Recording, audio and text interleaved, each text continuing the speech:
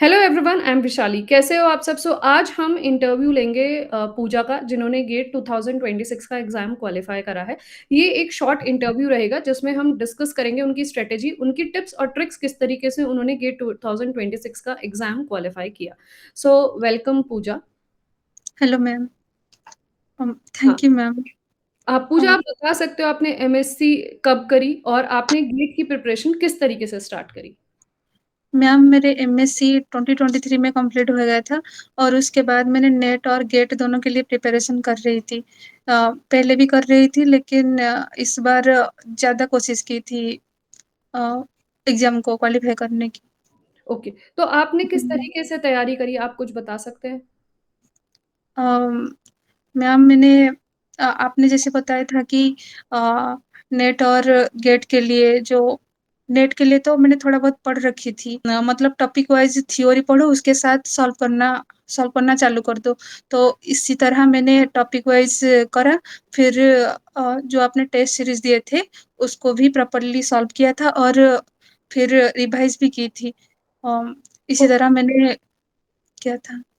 Okay, तो आप मेरे CSI net plus GATE batch के कंबाइंड बैच के स्टूडेंट थे। तो गेट बैच में आपने जब स्ट्रेटेजी सेशंस, मेंटोरशिप सेशंस, आपने क्या सीखा वहाँ पे? अ, मैम वहाँ पे तो पहली बात हमारा जो थ्योरी के क्लास वो होता था और उसके बाद आप नेक्स्ट क्लास जो होती थी, वहाँ पे आप प्रीवियस क्लास की सारे डिटेल्स में और एक बार बताती थी, फिर क्लास स्टार्ट करती थी। वो मुझे बहुत अच्छा लगता था और एक बात आपसे मैंने एलपीपी पहले से पढ़ रखी थी, तो वो थोड़ा ईज़ी लगा मुझे और गेट के लिए जो अप्लाइड पार्ट ज़रूरी है कैलकुलस भी मैंने पहले इसी तरह तो नहीं पढ़ा था, तो एग्ज़ाम में भी मैंने उसी पार्ट को सबसे अच्छा से मतलब जो भी कैलकुलस का क्वेश्चन था अच्छे से किया था और ओडीपीटी नेट के लिए भी पढ़ा था आपसे तो वो भी हेल्पफुल रहा। न्यूमेरिकल एनालिसिस भी बहुत अच्छे से किया था और प्योर पार्ट की बात करूँ तो नेट के लिए जो लीनियर, कॉम्प्लेक्स और रियल पढ़ा था। रियल की तो मतलब अच्छे से नहीं पढ़ा था, जो फंक्शनल ऑफ सेवरल वेरिएबल्स उसी पार्ट को किया था और लिनियर का थोड़ी बहुत किया था।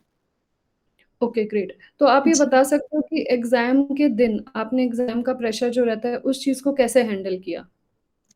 मैम एक बात तो एग्ज़ाम मेरे थोड़े पास में पड़ा था, जो मैं चल के जाने लायक था, तो उसी के लिए मतलब थोड़ा-सा डर तो मन में मतलब डर नहीं था शायद। और नेट के बाद पता चला कि इस बार तो करना ही है, गेट ही हो ना क्यों, करना ही है, तो इसीलिए मैंने मतलब माइंडसेट कर ही ली थी। और एक बात गेट क्या होता है कि इस बार पैटर्न भी चेंज नहीं किया था, तो क्वेश्चन के लेवल देख के थोड़ा अच्छा फ़ील हुआ। और मेरे के दोस्त थे, हम दोनों प्रिपरेशन कर रहे थे नेट और गेट के लिए। हम लोग ने एक स्ट्रैटेजी फ़ॉलो की थी कि जो एग्ज़ाम है हमारा 3 घंटे का होता है, तो उसी 3 घंटे को हम 3 मतलब 3 पार्ट्स में डिवाइड करेंगे कि 1 घंटे में 10 क्वेश्चन करेंगे, दूसरी घंटे में और 10 क्वेश्चन, तीसरी घंटे में और 10।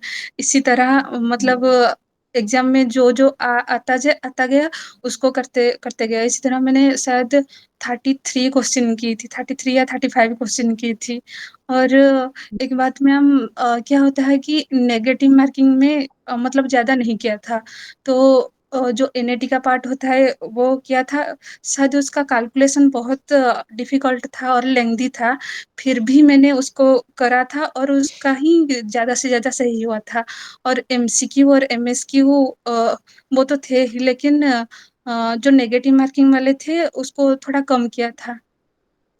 ओके, आपने मुझसे कहा भी था कि मैम सीएसआई इस बार नहीं निकला, लेकिन गेट हर हालत में मुझे जी मैम, निकालना है। मैंने जब जब बताया था तो आपने भी और जो कपिल सर भी थे, दोनों ने बहुत समझाया था कि इस बार तो नहीं हुआ और एक बात कि डर-सा हो गया था मन में कि जैसे पैटर्न चेंज कर गया था, तो डर भी लग रहा था, लेकिन आप दोनों ने बहुत समझाए थे। बट इसमें बहुत अच्छी बात है कि पूजा, तुम्हारा एग्जाम अच्छा क्वालिफाई हुआ, क्योंकि तुम कहती हो जैसे घर से दूर रहती हो, हॉस्टल में रहती हो, और जी मैरिड मैम। में हस्बैंड का सपोर्ट होना, फैमिली का सपोर्ट होना, जी मैम, ये बहुत आपके सपोर्ट बहुत किए help हैं किया। हम लोगों ने। ल मतलब मैं तो कॉन्फिडेंस लूज़ हो गई थी जब नेट दिया था, लेकिन उन लोगों ने ही सपोर्ट किया और मेरे हस्बैंड ने तो बताए थे कि देखो इस बार नहीं हुआ तो क्या हुआ और 1 साल के लिए भी पढ़ो, कुछ बात नहीं। मतलब हुँ। सारे लोगों ने सपोर्ट किया था, आपने, सर ने और घर वालों ने, दोस्तों ने, हस्बैंड ने, सभी ने। अब तो अच्छा लग रहा होगा कि एक जी अचीवमेंट तो मैम। हो गया।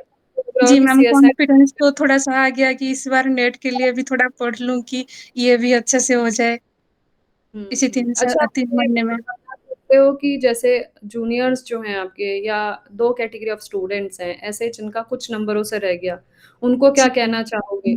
और ऐसे बच्चे जो गेट 2027 का पहली बार एग्ज़ाम देंगे, उनको आप क्या कहना चाहोगे?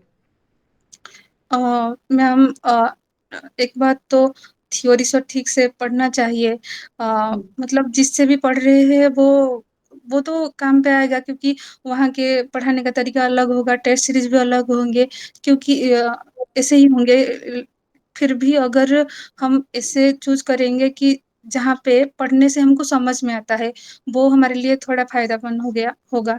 और क्या है कि रिवाइज़ तो बार-बार करना चाहिए। अ हुँ। अ, किसी को कितना टाइम लगेगा वो नहीं पता होता है, सबके लिए अलग-अलग ही जी, सारी अ, अलग स्ट्रैटेजी काम करती हैं। जी आप मैम। बता सकते हो कि मेरी क्लासेस से आपको कितनी हेल्प मिली? जी मैम, मुझे तो बहुत हेल्प मिली। मैं तो पहले भी ले चुकी थी। ये नहीं है कि मैंने पहले जहाँ से भी लिया था, जो भी पढ़ा था, कुछ नहीं आता था। मतलब थ्योरी कुछ-कुछ सा हुआ था। और एक बात मैम मुझे थोड़ा अप्लाइड पार्ट अच्छा लगता है। मतलब अप्लाइड में थोड़ा ज़्यादा अ, कॉन्फिडेंट होता है कि वहाँ से मार्क हो पाएगा। तो इस बार मैंने उसी पे गेट के लिए स्पेशली वहाँ पे ज़्यादा ध्यान दिया था। और आपने जैसे मैं तो बोली थी कैलकुलस की बैच जब आपने मतलब स्टार्ट किया था उसी टाइम भी मैंने आपको रिव्यू दिया था कि मतलब बहुत अच्छा लग रहा है, ऐसे मैंने पहले नहीं पढ़ा था। इसी तरह न्यूमेरिकल भी मुझे सारे अच्छे लगे। मतलब ओके, टेस्ट सीरीज़ भी जो था वो गेट एग्ज़ाम के सिमिलर ही थे कि वहाँ से करेंगे तो टाइम मैनेजमेंट भी होगा और प्रैक्टिस भी होगा और कुछ एक्स्ट्रा भी सीखने को मिलेगा। ओके और उन बच्चों से जी। क्या कहोगे जिन बच्चों का कुछ नंबरों से रह गया इस बार? मैम, जैसे कि मैंने बोला कि हम तो नहीं कह सकते कि क्या होगा, लेकिन अगर 2 नंबर से रह रहा है तो कहीं न कहीं तो कमी है। उसी के लिए मतलब कॉन्फिडेंस लूज़ ना करके थोड़े और अच्छे से प्रिपेयर करेंगे और अगली बार शायद हो जाए, अच्छे से हो जाएगा, अच्छी हुँ। रैंक से। वही मैं भी कहना चाहती हूँ क्योंकि जो बच्चे थोड़े नंबरों से रुके हैं उनको नॉलेज तो है, बट वही है जी कि मैम। स्ट्रैटेजी की और जी मैम, प्लानिंग की और वो प्रैक्टिस 1 नंबर या आधा नंबर मतलब 0.1 नंबर में भी बच्चे कटते हैं, लेकिन वो तो नॉलेज क्लैरिफ़ाई नहीं करता है ना। हुँ, नॉलेज उस पे डिपेंड नहीं करता है। चलिए थैंक यू पूजा अपना टाइम देने के लिए और बताने के लिए और बच्चों को मोटिवेट करने के लिए कि आपने किस तरीके से घर से दूर रह के अपनी प्रिपरेशन और अपनी स्ट्रैटेजी प्लानिंग के थ्रू अपने एग्ज़ाम को क्वालीफाई करा। अब सीएसआई नेट क्वालीफाई करो और नेक्स्ट इंटरव्यू हमको सीएसआई नेट का देना। सो जी thank ma'am. You. Thank you so much ma'am.